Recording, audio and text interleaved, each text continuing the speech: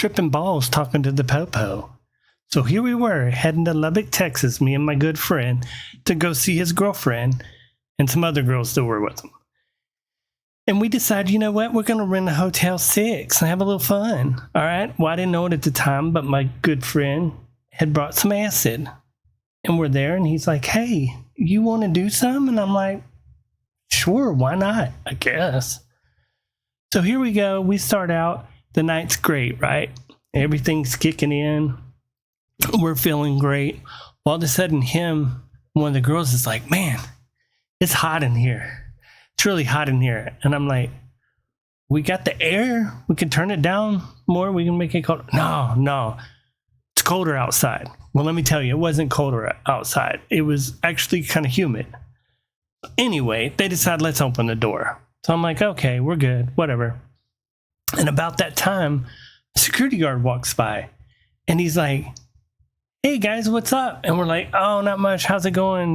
Good. And he goes, hey, y'all might want to shut the door here. There's kind of some crime over in this particular area. I mean, it's Lubbock. I was like, I didn't know there's crime here. Whatever. He's like, yeah, y'all should probably shut the door, So we're like, cool, we'll shut the door. We shut the door.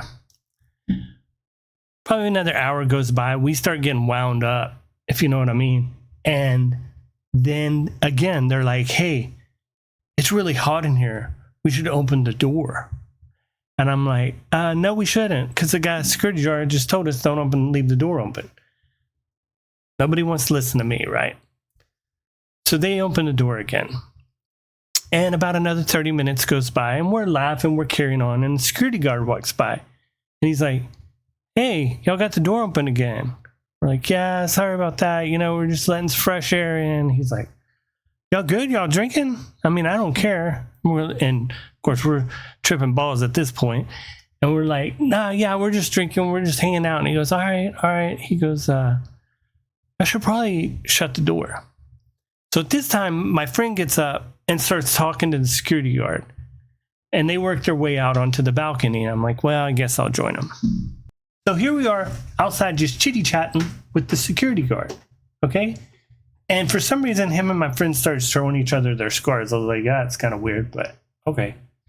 And then he had mentioned, yeah, this is my part-time gig. And my friend is like, oh, really? Part-time? What do you do full-time? And he's like, oh, I'm a Lubbock police officer. My friend turns it around, goes in the door, shuts it, locks it, and you can hear the little. And so here I am just standing outside with what I now know as a cop. I'm tripping balls, right? I'm like, oh God, what am I going to do? My freaking heart was just pounding. And he's just like, what's up with your friend? And I was like, man, that's Chase. He's crazy. He's just messing with you. And I'm just like thinking, oh God, he knows I'm messed up. He knows we're tripping right now. And he just staring off into the distance, right? And then all of a sudden he reaches down and he grabs this little mic and he's like, the acorn has fallen from the tree. I repeat, the acorn has fallen from the tree, but the squirrel did not take the nut. At this point, I'm ready to jump off the balcony. I'm flipping out. I'm like, great.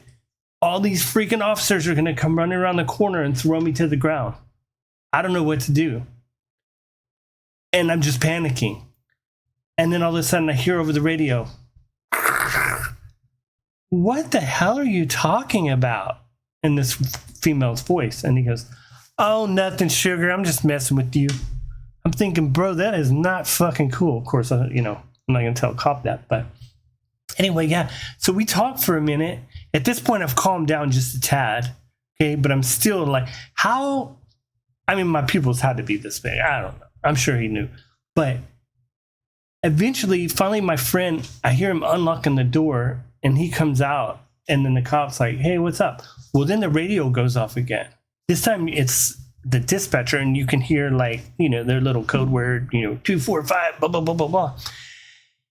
And he's like, oh, crap. Somebody just drove through the gate at the front of the Motel 6. You guys want to go watch me arrest somebody? And he freaking takes off running. Me and my friend are like, hell yeah, we do. So we head off behind him. We get to the front of the hotel, Motel 6, sorry, hotel, not a hotel. We get to the front. There's like 10 cop cars, okay? It was the most amazing thing I'd ever seen. The lights flashing, the colors everywhere. So me and my friend sat there for probably a good hour watching all the police lights and watching them arrest this guy and put him in the back of the car. And then we went back to our room and finished out the night. But yeah, it was pretty fucking wild.